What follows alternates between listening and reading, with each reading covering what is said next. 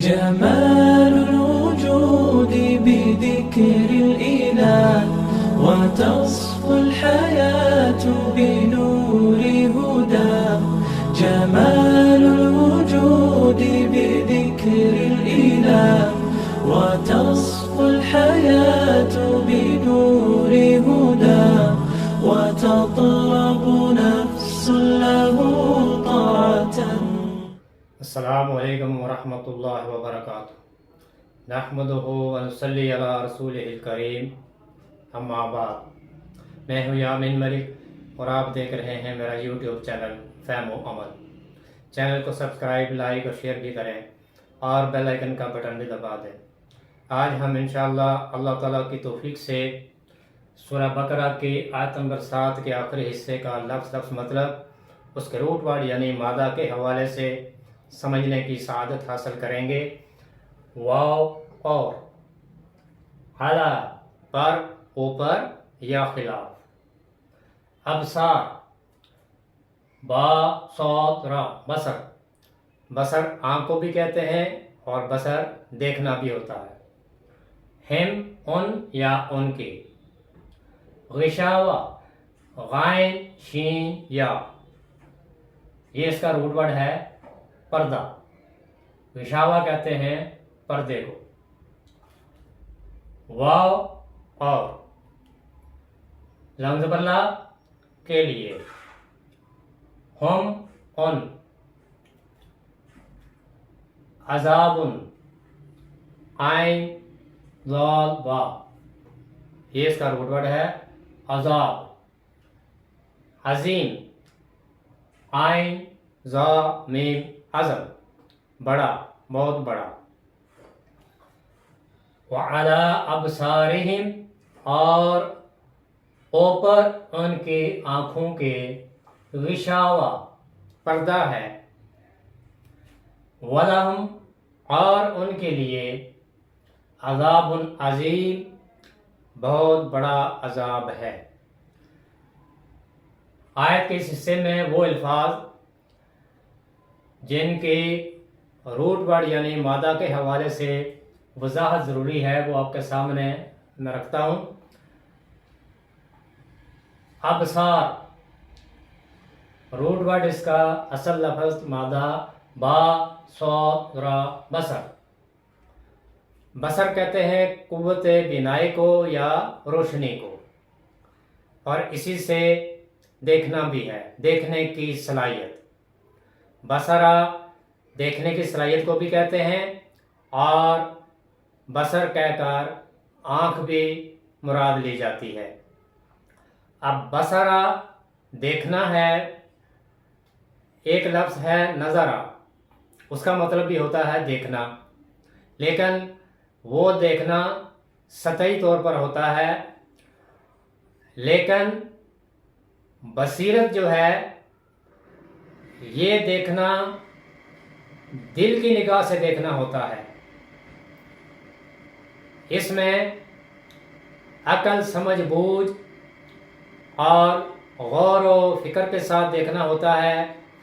ہر پہلو کو سامنے رکھ کے اس کو دیکھنا ہوتا ہے. اس لیے بصیرت وہ دیکھنا ہوتا ہے جو دل کی نگاہ سے دیکھا جائے. اور آنکھیں اندھی نہیں ہوتی بلکہ دل اندھے ہوتے ہیں. اگر دل کے اندر جو چیز جذب ہو گئی، اگر وہ اچھی ہے یا بری، تو جس طرح کی چیز دل میں جذب ہوتی ہے وہی آنکھیں بھی دکھاتی ہیں. تو آنکھیں اندھی نہیں ہوتی بلکہ دل اندھے ہوتے ہیں، اس لیے کہ جو کچھ دل میں جذب ہوگا آنکھیں بھی وہی دکھائیں گی. تو اصل روشنی دل کی ہوتی ہے. دل کی روشنی سے دیکھیں گے تو ہر چیز واضح نظر آئے گی. اگر دل کی روشنی مدھم ہے یا دل کی روشنی ختم ہو گئی ہے تو پھر آنکھیں بھی وہ کچھ نہیں دکھا سکتی جو کچھ دیکھنا مقصود ہے. تو آنکھوں سے سرسری دیکھنا نظارہ ہے، لیکن وہ دیکھنا جس کے اندر عقل سمجھ بوجھ کے ساتھ، بصیرت کے ساتھ، تدبر کے ساتھ اور ہر پہلو کو مد نظر رکھتے ہوئے دیکھا جائے، اس کو بصیرت کہا جاتا ہے۔ یہ بصیرت ہے، یہ دیکھنا سرسری دیکھنا نہیں ہوتا، بلکہ اس کے اندر وہ تمام پہلو جو سامنے رکھنے ہوتے ہیں وہ تمام پہلو موجود ہوتے ہیں۔ تو یہ ہے بصیرت، دیکھنا۔ اس کے بعد ہے غشاوہ، غائن شین یا غشی، کسی چیز کو ڈھانپنا اور اس پر چھا جانا۔ غشاوہ وہ پردہ ہوتا ہے جو کسی چیز کو ڈھانپ بھی لے اور اس پر چھا بھی جائے، اسے غشاوہ کہتے ہیں۔ اسی سے غشی بھی ہے، غشی کا روٹ ورڈ بھی یہی ہے۔ اور ہوش و حواس میں نہ ہونا یا بے ہوش ہو جانا، اس کو غشی کہا جاتا ہے۔ اگر کسی شخص پر کوئی غشی کی کیفیت طاری ہوتی ہے تو وہ عارضی ہوتی ہے، وہ کسی وجہ سے ختم بھی ہو جاتی ہے۔ تو یہ غشی عارضی پردہ ہوتا ہے، ہوش و حواس کام نہیں کرتے، آدمی بے ہوش ہو جاتا ہے، لیکن پھر وہ دوبارہ ہوش میں آ جاتا ہے۔ اسی لیے یہ جو غشاوہ ہے یہ وہ پردہ ہے جو عارضی ہوتا ہے، جو ہٹ بھی جاتا ہے۔ پھر اسی سے ایک لفظ ہے غواش، اس کا روٹ ورڈ بھی یہی ہے۔ غواش کہتے ہیں اس چیز کو جسے ہم اپنے اوپر اوڑھ لیتے ہیں، مثلا کوئی چادر ہے، کمبل ہے یا لحاف ہے، تو اسے غواش کہا جاتا ہے، چونکہ وہ بھی پردے کا کام دیتا ہے، وہ بھی ڈھانپ لیتا ہے، لہذا اس چیز کو بھی غواش کہا جاتا ہے۔ اور اس کے مقابلے میں جو لفظ ہے وہ ہے مہد۔ مہد کہتے ہیں وہ چیز جو بچھائی جائے، یعنی بچھانے کو کہتے ہیں۔ فرش جو ہے وہ بھی بچھونا ہے، یا کوئی ایسی اور چیز جس کو بچھایا جائے وہ بھی مہد کہلاتا ہے، بچھونا کہلاتا ہے۔ اگلا لفظ ہے عذاب، عین ذا عین ذال با، عذب۔ عذب کہتے ہیں میٹھے اور خوشگوار پانی کو اور اس کے ذائقے کو۔ چونکہ یہ میٹھا اور خوشگوار پانی جب اس کا ذائقہ انسان کو پہنچتا ہے تو اس کی جو پیاس کی شدت ہوتی ہے، اس کا ذائقہ اس کو روک لیتا ہے، یعنی یہ میٹھا اور خوشگوار پانی پیاس کی شدت کو روک لیتا ہے۔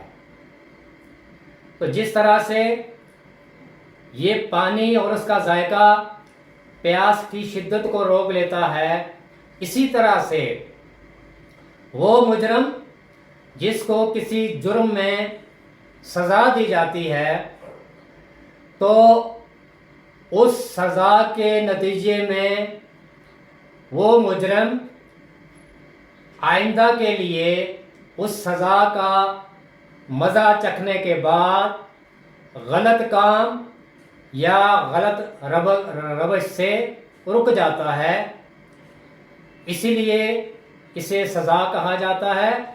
اور اسی سے پھر عذاب ہے۔ عذاب بھی یہی چیز ہے کہ وہ جو سزا ہوتی ہے وہ مجرم کو اس کی اس غلط روش پر یا اس کے اس غلط کام پر چلنے کی اس روش کو روک لیتی ہے، وہ سزا اس کے اس غلط روش کو روکنے کا سبب بنتی ہے، اسی لیے اسے سزا کہا جاتا ہے۔ اور اسی سے پھر عذاب ہے، اسی کو عذاب کہتے ہیں۔ یعنی کسی گناہ یا کسی جرم کے نتیجے میں جو سزا دی جاتی ہے وہ سزا چونکہ اس مجرم کو گناہوں سے بچنے کی یا غلط روش سے روکنے کا سبب بنتی ہے، اسی لیے پھر اس کو عذاب کہا جاتا ہے۔ جس طرح میٹھا پانی اور اس کا ذائقہ پیاس کی شدت کو روک لیتا ہے، اسی طرح سے یہ سزا بھی مجرم کو اس کے اس غلط کام سے اس کو روک لیتی ہے، یہ سزا وجہ بنتی ہے۔ لہذا اس سزا کا مزہ چکھنے کے بعد وہ غلط کام سے رک جاتا ہے، اسی کو عذاب کہا جاتا ہے، چونکہ اس سزا کا مزہ چکھنے کے بعد وہ غلط روش سے رک جاتا ہے۔ اور چونکہ گناہوں پر جو سزا دی جائے گی وہ بھی عذاب ہے، لیکن دنیا میں یہ جو عذاب ہے اس کی نوعیت کچھ اور ہے، اور آخرت میں اس عذاب کی نوعیت کچھ اور ہوگی۔ تو عذاب اصل میں وہ تکلیف، وہ اذیت ہے جو کسی مجرم کو اس کے جرم سے اس کو روکتی ہے، اسی کو سزا کہتے ہیں، اسی کو عذاب کہتے ہیں۔ اگلا لفظ ہے عظیم۔ روٹ ورڈ اس کا اصل لفظ مادہ عین ذو میم، عظم۔ عظم کہتے ہیں ہڈی کو۔ انسانی جسم کے اندر جو بنیادی حیثیت رکھتی ہے وہ ہڈی ہے۔ انسانی جسم میں سب سے پہلے ہڈیاں ہوتی ہیں، پھر ان ہڈیوں کے اوپر گوشت چڑھتا ہے، تو بنیاد ہڈیاں ہیں، انہی کے اوپر گوشت اور پھر اس کے اوپر جلد ہوتی ہے۔ تو چونکہ جو بنیاد ہے وہ ہڈیاں ہیں، تو اسی سے پھر اس چیز کا پہلو نکلتا ہے جو شدید ہوتی ہے، یعنی جو مضبوط ہو، قوی ہو، اسی سے پھر بڑائی کا پہلو بھی نکلتا ہے، بڑا ہونا۔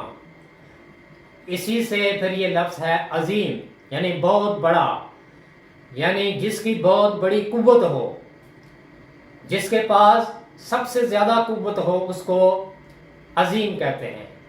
تو جو بہت بڑی چیز ہوتی ہے یا جو کوئی بہت بڑا ہوتا ہے اس کو عظیم کہا جاتا ہے۔ تو عذاب عظیم سے مراد یہ ہے کہ وہ عذاب جو سب سے بڑا عذاب ہے، جو شدید عذاب ہے، انتہائی سخت عذاب ہے، اذیت ناک سزا ہے، اسے عذاب عظیم کہا جاتا ہے۔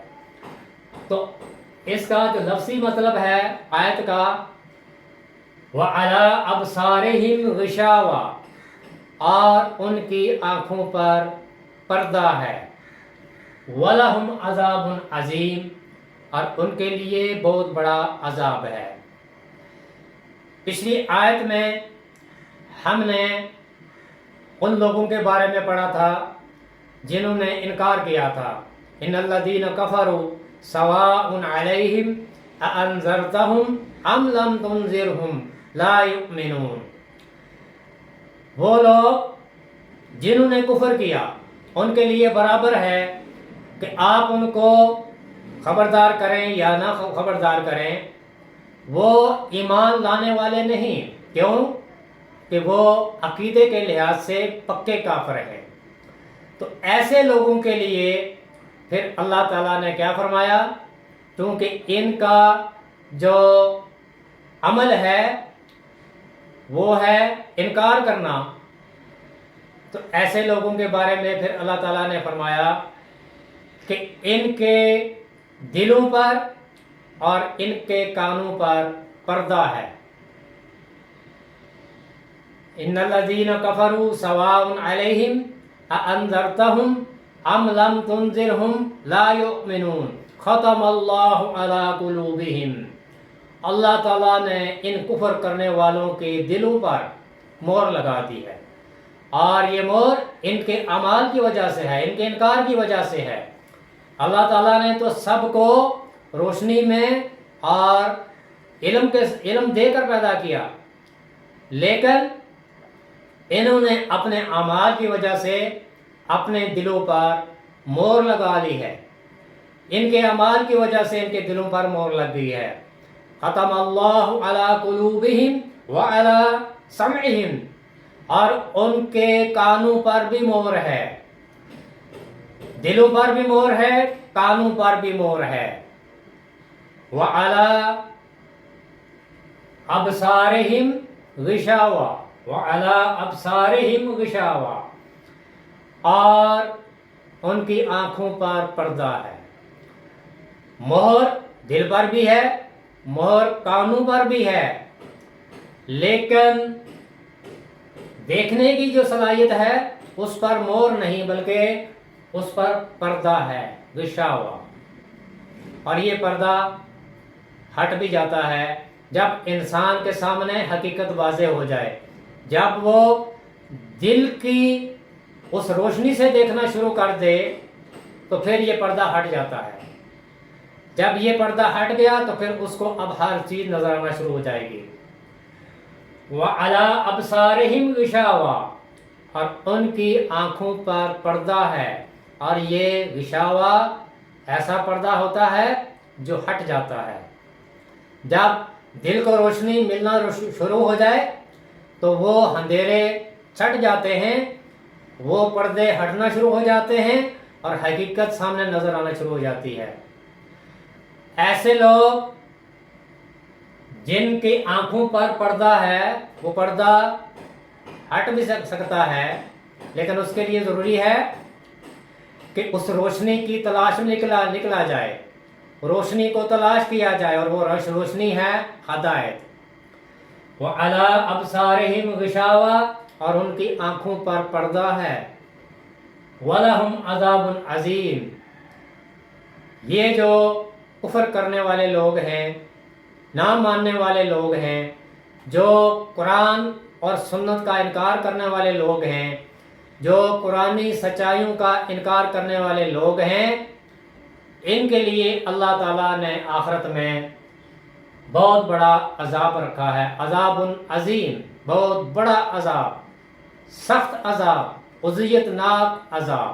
یہ ان کے لیے ہے جو عقیدے کے لحاظ سے پکے کافر ہیں، جنہوں نے قرآنی سچائیوں کا یا قرآن و سنت کا انکار کیا۔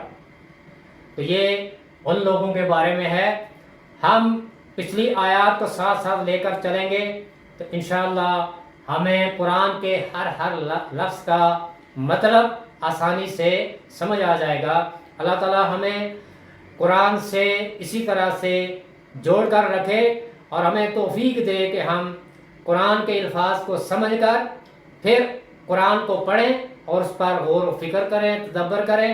اللہ تعالیٰ مجھے بھی اور آپ کو بھی قرآن سیکھنے، سکھانے اور اس پر عمل کی توفیق عطا فرمائے۔ سبحانک اللہم و بحمدک، نشہد ان لا الہ الا انت، نستغفرک و نتوب الیک۔ السلام علیکم ورحمۃ اللہ وبرکاتہ۔